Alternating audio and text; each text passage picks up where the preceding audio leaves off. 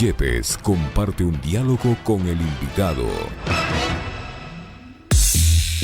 En Punto Noticias hablamos de...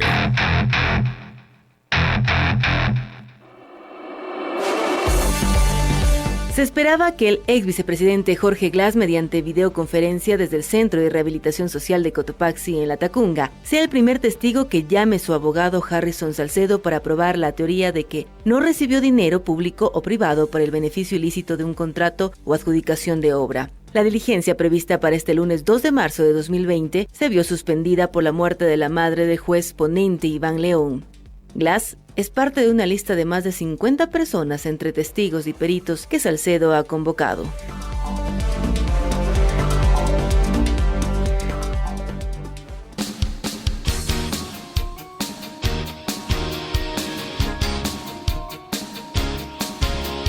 (7:38) El abogado, el doctor Harrison Salcedo, está aquí. Él es, como ustedes conocen, el abogado defensor del ex vicepresidente Jorge Glass, que esperaban para el día de hoy la comparecencia de Jorge Glass, ¿no? Mediante videoconferencia. Es así. Lo dijimos en la apertura del reportaje. Bienvenido, ¿cómo está, doctor? Bienvenido. Muchísimas gracias, para mí siempre es un gusto estar en estos micrófonos. ¿Qué pasó? Bueno, nosotros a lo largo del transcurso de estos largos días de audiencia hemos ido desarrollando nuestra teoría del caso.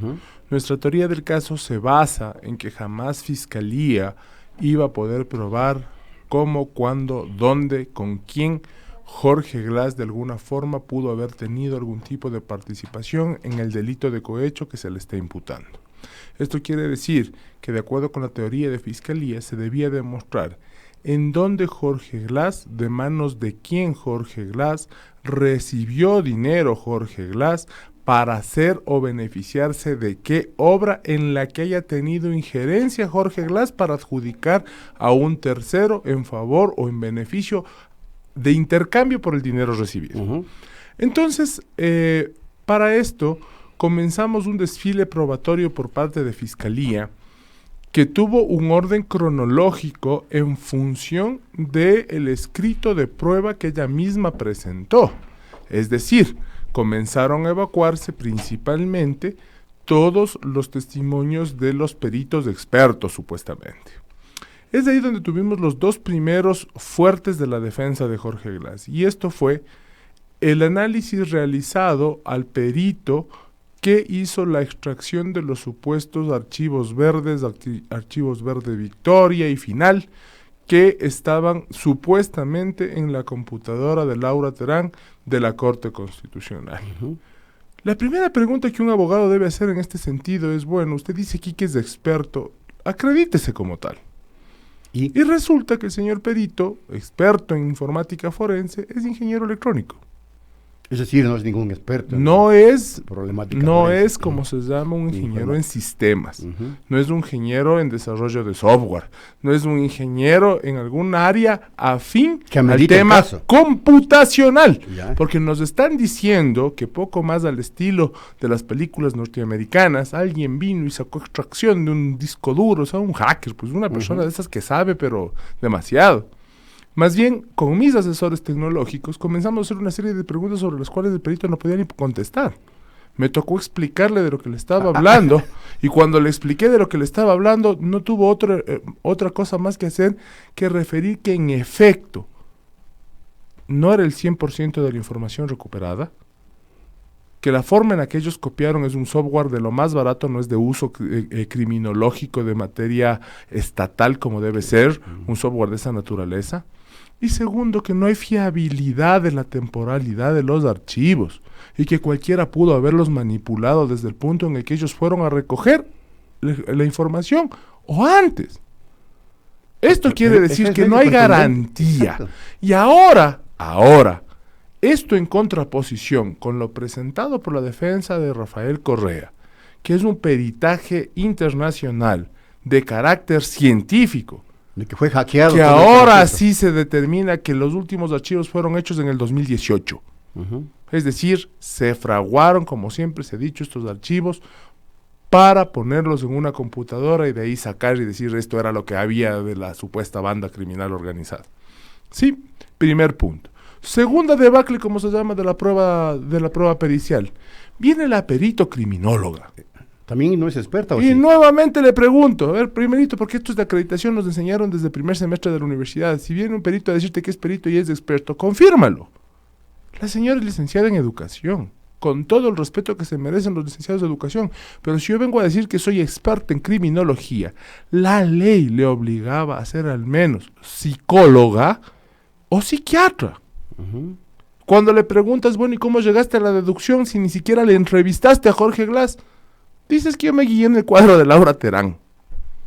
Y cuando le quise meter presa por perjurio, y cuando advertí al ponente de que se estaba dando un fraude procesal, porque la señora admite que no hizo el trabajo sola, que había utilizado ayudantes, y esto iba en contra de norma expresa. El artículo 4 del sistema de acreditación pericial de la función judicial te dice que si a ti te sortean y a ti te acreditan como perito, tú eres el responsable de tu pericia. Y en ese sentido, si ella tenía que hacer la pericia, no podía subcontratar gente o valerse de gente. Y si lo iba a hacer, tenía que hacerlo con las salvedades legales, es decir, anunciar a Fiscalía que ella va a trabajar en equipo, mandar las hojas de vida de su equipo, que estos sean aprobados por Fiscalía, por acreditar al menos experiencia de 2 años en el área. Es como que yo le diga a usted, por favor, hágase cargo de una cuña, y usted me dice, sí, chévere, no hay problema, yo le diseño, yo le hago, y usted subcontrata. Y cuando yo le pregunto a usted sobre su trabajo realizado, me dice, es que eso hizo la compañerita. Ujú.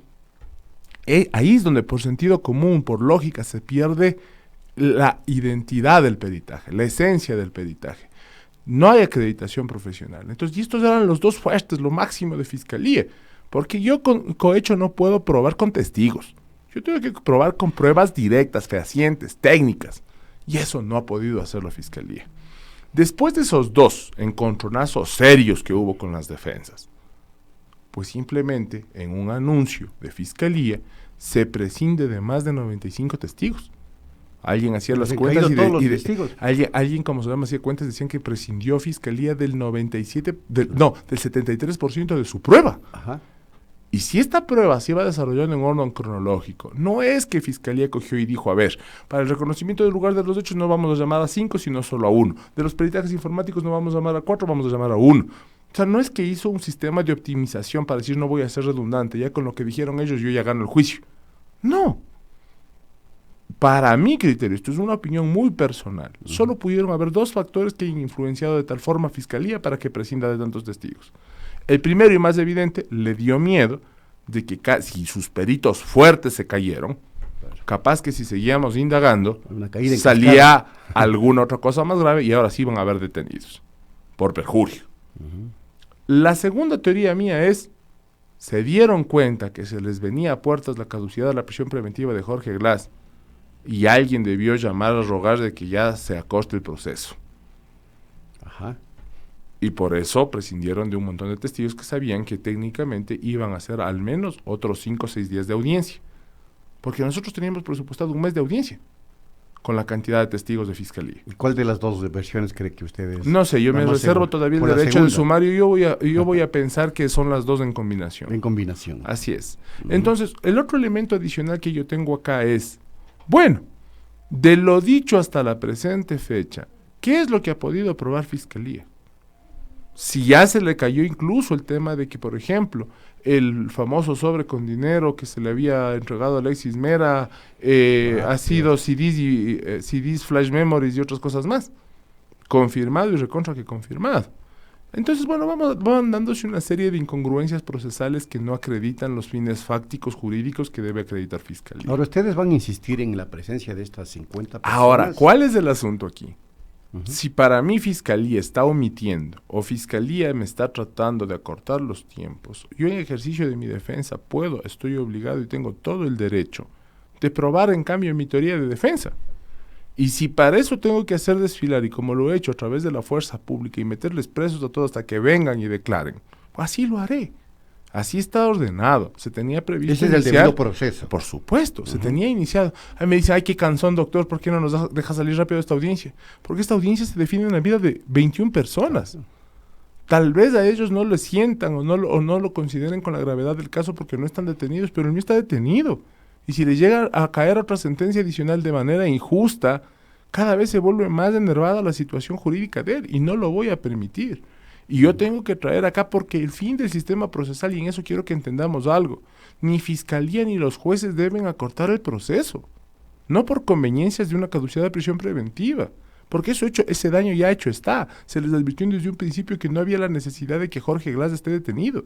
Y ahora no pueden ellos correr contra las marchas porque el cálculo político les salió mal. Dictaron una prisión preventiva que era insostenible por más de 6 meses. Ya. Ahora, le vamos a preguntar, y me permite, doctor Harrison Salcedo, a la ciudadanía, hasta culminar la entrevista, que nos responda si creen que se respetó el debido proceso en la sentencia a Jorge Glas. Queda preguntado, nos responden a través de las redes sociales. Ahora, el presidente del tribunal, Iván León, ha dicho que se va a precautelar el derecho a la debida defensa. Entonces, habría que confiar de que se les va a permitir que todo lo que maneje la defensa en este caso, pues se dé. Bueno, yo espero que no sea un mero discurso retórico. Y lo digo esto con toda quienes hemos vivido estos días de audiencia, nos llevamos una desazón, una frustración en la forma en la que se ha conducido la audiencia. Ha habido varias veces que jueces con mayor experiencia le han tenido que llamar un poco la atención o llamar a la cordura en cuestiones procedimentales. O sea, no puede pararse. En principio, mi petición de que vengan todos estos testigos con la fuerza pública casi va a ser negada. Me tocó hacer nuevamente un alegato en derecho para justificar mi derecho probatorio y se fueron a deliberar y regresaron con el tema. Bueno, y a la final aceptaron. Pero aún así yo creo mis reservas y anticipo el tema, que es posible que si no llegan testigos no se vaya a suspender la audiencia y quieran atropellarme diciendo que bueno, era mi obligación meterles presos o era un poco mi obligación cogerles de la mano y traerles a que se sienten ahí. Yo no puedo, yo soy un simple abogado ejerciendo una defensa particular técnica, no puedo ir a meter preso a los policías armados, no puedo coger y traerles del brazo. Sí, capaz me ven grandote, pero no es así lo que se puede hacer o no es así como funcionan los fines de la justicia. Ellos tienen que desplegar todo el poder estatal para velar por la parte más débil de la relación procesal, que es el imputado, en este caso procesado. Entonces se necesita de alguna forma un ejercicio de coacción jurídica de parte de la Corte para que estas personas comparezcan, porque aquí lo que se trata es que salga a luz la verdad. No se puede llevar una serie de limitaciones. Ahora hablemos un poquito en breves rasgos del tema documental. Fiscalía pasó, como yo les dije, un buffet jurídico, porque nos pusieron primera vez antes visto en un juicio eso. Más de 27 carpetas sobre una mesa del tamaño de esta. Y nos dijeron a los abogados, bueno, ahí está, sírvasen.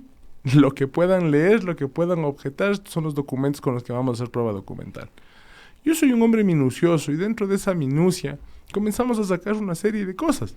Por ejemplo, legalmente, porque así dice la ley, no se pueden ingresar como prueba documental copias simples o que no tengan firma o que no estén certificadas, porque es un evidente valor legal probatorio, ¿cómo se dice? Elemental. Hasta un niño de primer año de derecho sabe eso. Entonces, si una serie de documentos que nos querían hacer básicamente sombra de bulto fueron leídos y objetados por la defensa, ni siquiera ya debieron haberlos ingresado. Sin embargo, el tribunal permite y dice con esas objeciones que se ingrese. Pero bueno, de esas 27 carpetas habrán quedado unas 12, porque el resto era pura copia simple, cosas impertinentes, de empresas que no están siendo juzgadas. Imagínense, había un contrato de turbinas de más de 5,000 hojas para hacer bulto. ¿Qué tiene que ver el contrato de turbinas si ni siquiera es la empresa que está, ni siquiera la empresa tiene que ver con el proceso? Entonces es una prueba impertinente. Se les había ido unas hojas de ayuda a memoria de la misma fiscalía que no tenían nada que ver. Se entiende que por ser el volumen tan amplio de cajas y puede pasar. Somos humanos, pues Dios santo, sí. Pero no tanto así, no es que nosotros como defensa le queremos ver, pero la quinta pata al gato. No, solo lo legal y lo justo. Al menos yo objeté lo legal y lo justo de prueba que ni siquiera me era pertinente a mí, sino que por principio de legalidad y obligación jurídica tengo que decir, señores, lo que quieran probar, con una hoja simple no prueban. Así que por favor sáquenle del proceso.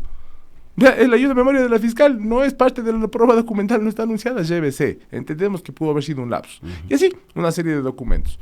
Entonces, pero ahora se viene una forma bien absurda, y digo, caemos en lo absurdo. Fiscalía pone esto como su propia prueba. Y en el decurso de la actuación ya de los otros sujetos procesales, cuando un abogado de la defensa de alguno de los procesados incorpora documentos que presentó la misma fiscalía, la fiscalía se autoimpugna los documentos. No me diga. Le juro, es una cosa que jamás Increíble. en mi vida había visto. Es como que usted me diga, hágame valer esta carpeta para mí, y cuando yo le digo que esto también es bueno para mí, le dice, no, ya no quiero. Ese documento es ilegal, impertinente, inútil. Entonces nos quedamos con la cara de, pero usted lo puso en la prueba. Pero o sea, hay un atropello en el procedimiento. No sé si es un atropello, no sé qué? si es desconocimiento, no sé si el volumen abultado de la documentación no les permitió un manejo adecuado o simplemente si es falta de experiencia jurídica en el tema Bueno, al de parecer la todo ahí. litis. O puede ser una combinación de poco en relación a esto. Pero lo que yo quiero evidenciar con esto es que es un proceso que hasta la presente fecha, en 11 días extenuantes de audiencia, no ha arrojado a la luz un solo elemento que diga, bueno, por lo menos aquí de los 21 sabemos que unos 3 sí eran pillos y sí está demostrado, y eso Sendir al Y de que menos va a haber cohecho, porque y eso Sendir al menos es lo que se preso. está planteando, Pero claro. aquí estamos hablando de personas naturales o personas jurídicas que, por decirle algo, trabajaron hasta el 2011 y el caso se llama 2012, 2016. O sea, ¿qué tiene que ver esa persona? Pues por simple lógica, pues si hay un representante legal de una compañía, hemos de observar por lo menos el periodo en el que actuó. Entonces hay mucha gente así, procesada de la nada. A mí me dio incluso ternura la comparecencia de uno de los sujetos procesales que decía, vea, yo soy de tantos años de edad y a 70 y pico estoy con cáncer. A la próstata no me he podido ir a ningún lado porque me ponen ustedes por poco para meterme preso. Pero aquí estoy dando la cara y déjenme decirles que yo hasta el 2011 trabajé en esa empresa y de ahí no más. ¿Ya? O sea, qué frustrante debe ser para una persona estar en el juicio del siglo sin tener velas en este entierro. O sea, esa es la cuestión primigenia. Ahora, se tenía pensado el día de hoy evacuar esta audiencia ya, porque solo me queda básicamente mi cliente para ser evacuado en la prueba. Pero por esas cosas de la vida, imagínense, el día de ayer nos encontramos con esa muy triste noticia del sensible fallecimiento de la madre del juez ponente. De hecho, a las 11 de la noche me hice presente en la sala de velaciones de expresarle mi profundo sentimiento de pesar y por sobre todo las cosas, que de la puerta para dentro de la audiencia podemos estar en desacuerdo, pero que ante todo somos seres humanos y expreso mi sensible nota de pesar porque es algo que nos conmueve a todos y no es algo que sirva, beneficie o retarde ni a la justicia ni a las defensas. Es un tema que ahora tienen que darle al señor juez al menos la consideración necesaria para su luto. Y esto no implica que deban seguir atropellando el tema de la prueba, de los tiempos o de las formas. Porque hoy 4 de la tarde se va a discutir en la misma Corte Nacional, ante una jueza, entiendo que es de la Sala de lo Civil por sorteo, el habeas corpus, por la caducidad que negó el tribunal. Entendamos que Jorge Glass tuvo una prisión preventiva dictada el 8 de agosto del 2019, que de acuerdo con la forma en la que utilizó la señora jueza Camacho la ley para dar el beneficio de la sustitución de la pena privativa de la libertad a algunos sujetos procesales, ella hizo la interpretación de que la forma del tipo penal a ser ajustable a este caso es la establecida en el Código Orgánico Integral Penal, que tiene una pena de hasta 5 años. Es decir, la pena de hasta 5 años hace susceptible de caducidad de la prisión preventiva con 6 meses. Del 6 de agosto al 6 de febrero ya se acabó los 6 meses. Hay reglas adicionales a la parte legal que interrumpen los plazos de caducidad. Y estos son el tema de las famosas suspensiones de competencia por las recusaciones. Hay que hacer bien las cuentas.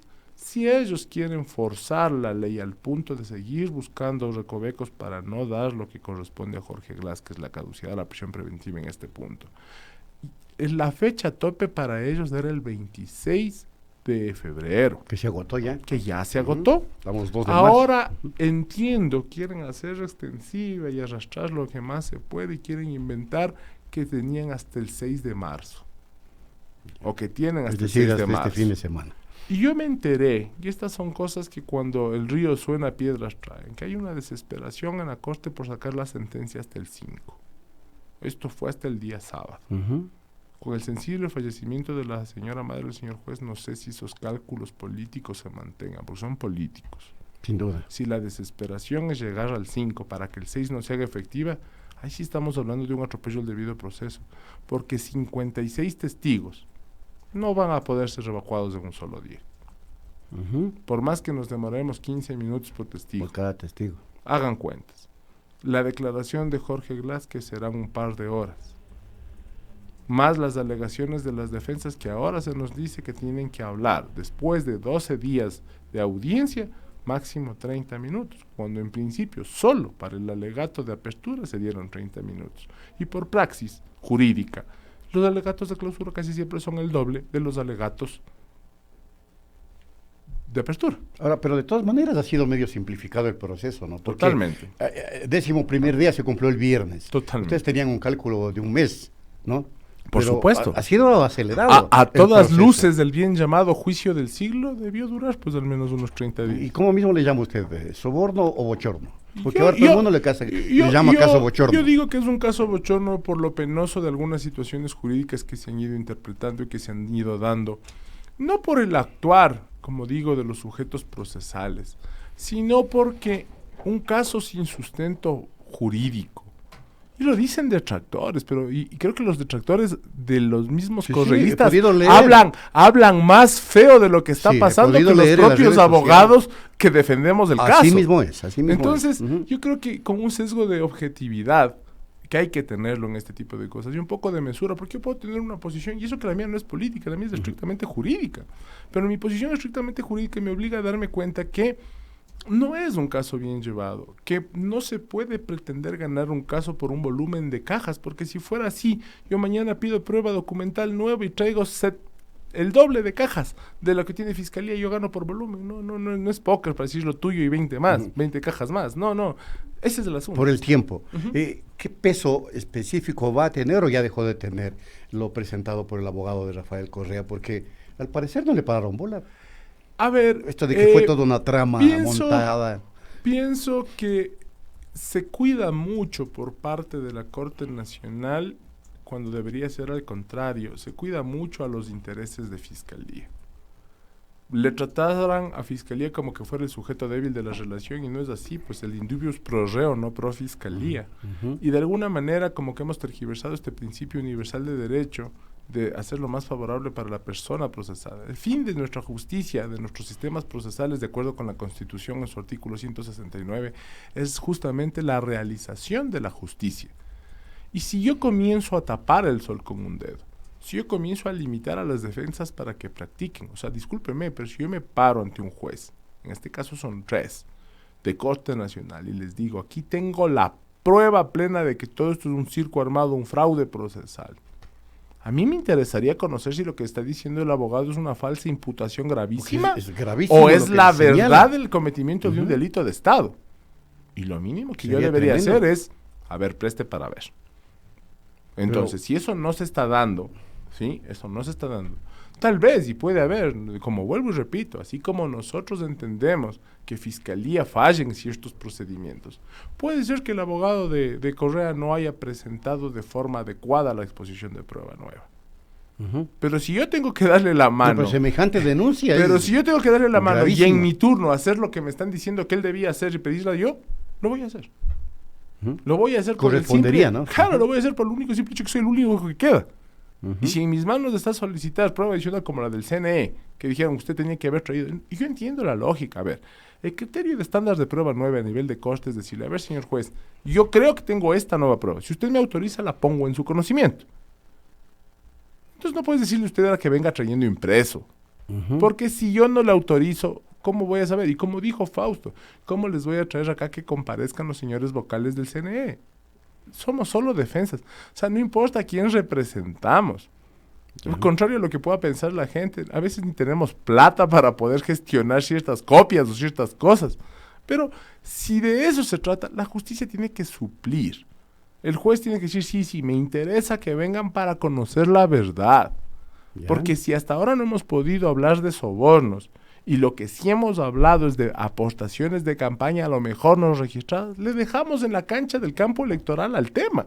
Y que vengan entonces, para que no haya sombra de dudas, si quiero sacar una sentencia de culpabilidad y no quiero crear mártires en la conciencia de los ciudadanos, y no quiero que digan que es el caso Bochornos, y no quiero que digan que no se dejó practicar la prueba, entonces por lo menos he de ser complaciente y decir, a ver, señores, no les limito una defensa, ustedes tienen libertad probatoria, tráigame a los vocales de acá, traigamos, incorporemos el escrito, y si no es aportes electorales, le meto su sentencia más alta.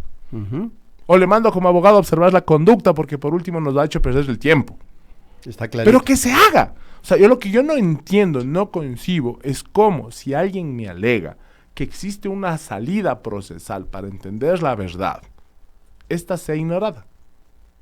Porque no importa si por medios y formas a lo mejor no es lo correcto. Yo puedo como juez disponer oficiosamente que se practique prueba nueva para yo estar claro, para yo llegar a mi convencimiento, porque recordemos que la obligación como tribunal es, sobre toda duda razonable, romper la garantía constitucional de presunción de inocencia. Si yo tengo duda en contrario, no puedo romper la presunción de inocencia.